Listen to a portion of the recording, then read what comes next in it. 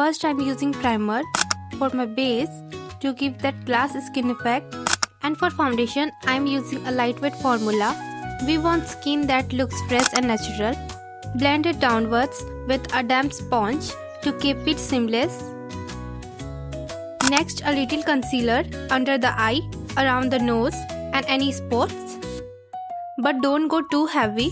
We want that soft focused look.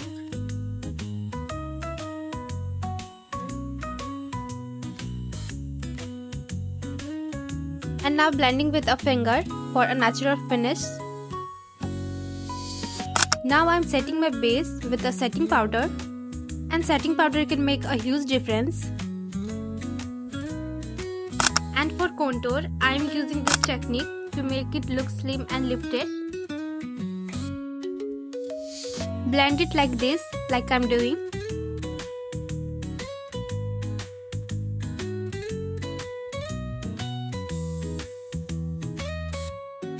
And setting my brows with a dark brown eyeshadow because I don't have a brows palette. And now for eyes, I am using this palette and taking this beige shade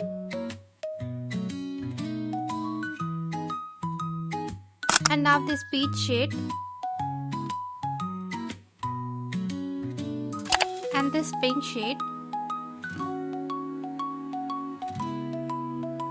Just blend it nicely. For Agusha, I am taking thin brush, applying this brown shade, adding a glitter on my center of my eyelids, inner corner of the eye, and a tiny bit on my lower lashes, under the brows. Let's give that wet eyes effect. For eyeliner, instead of a wing, we go slightly downwards at the outer corner. This makes the eye look rounder and cuter. And applying a mascara. And in a lower lashes too. And here blush is a big part of this look.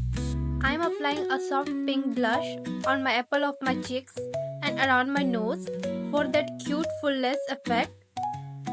For lips, I am applying a light pink shade. And now blending with a finger for a natural finish, then dabbing a darker tint in the center for a soft ombre effect. And last, applying highlighter to enhance the dewy effect. Applying on my cheeks bone, bridge of the nose, and on the cupid bow.